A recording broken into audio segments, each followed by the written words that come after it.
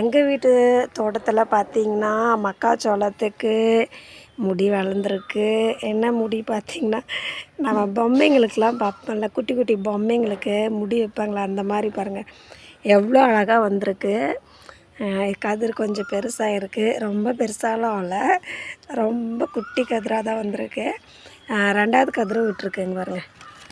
இதுதான் இது 2வது கதிர். இந்த இலைக்கு நடுவில் தான் கதிர் வரும் போல். இது பார்த்திங்கன்னா இதுதான் கதிர், தண்டுங்க. இதான் 2வது கதிர் விட்டுருக்கு.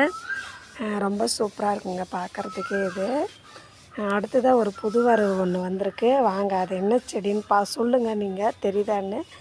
நான் கண்டுபிடிக்க ரொம்ப நேரம் ஆயிடுச்சு. ஏன்னா நம்ம விதைச்சவங்களுக்கே தெரிய மாட்டேங்குது என்ன விதைன்னு.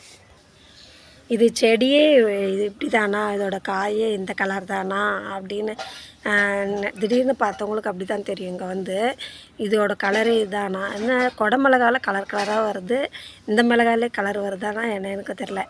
ஆனால் இது இல்லை, கலர் கிடையாது, இது பழ மிளகா, நார்மல் மிளகா தான்.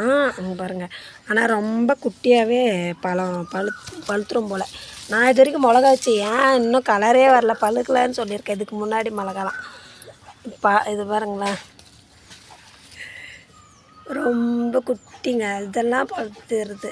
அதுதான் ரொம்ப குட்டியாக இருக்குது, எவ்வளோ குட்டியாக இருக்குன்னு. இதெல்லாம் பழுத்துடுது. இது இப்போ முத்திடுச்சா என்னன்னு கூட தெரில, இங்கே விதை இருக்கா என்னன்னு தெரில. விதை இருக்குங்க பாருங்கள், இவ்வளோ குட்டி மிளகாவில் விதை இருக்குது. நம்ம ஒரு மிளகாய் கிள்ளிட்டு இந்த மிளகா காரமாக இருக்குமா இல்லையான்னு பார்க்கணும்.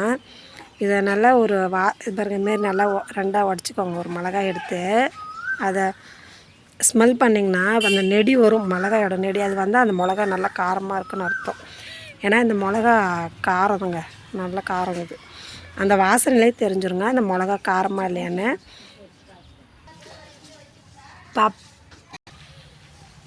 இது ஒரு கலர் கத்திரிக்காய், இது பச்சை கலர் வரும்னு நினச்சேன், ஆனால் இது பாருங்கள் கத்திரிப்பு கலர் போல்.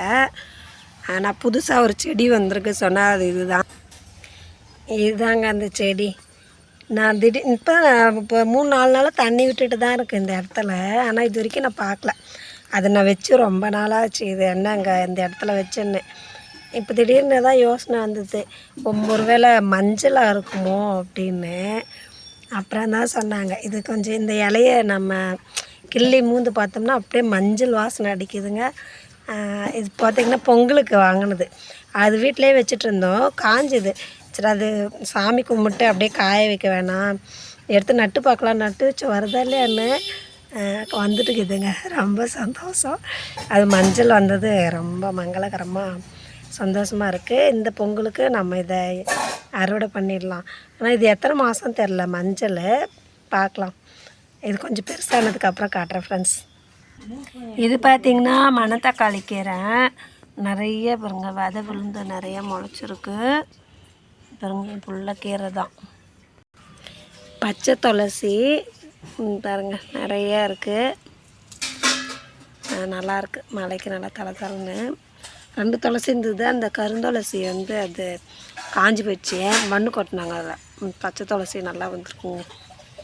அவங்க அப்பப்போ கொஞ்சம் கொஞ்சம் கிள்ளி சாப்பிட்றோம், நல்லாயிருக்கு. இது நல்லா ஆக்சிஜன் தரும்னு சொன்னாங்க, நல்லாயிருக்கு. அவ்வளோதான் ஃப்ரெண்ட்ஸ் இந்த வீடியோ. இது நெல்லிக்காய் நல்லா வருது பாருங்கள்.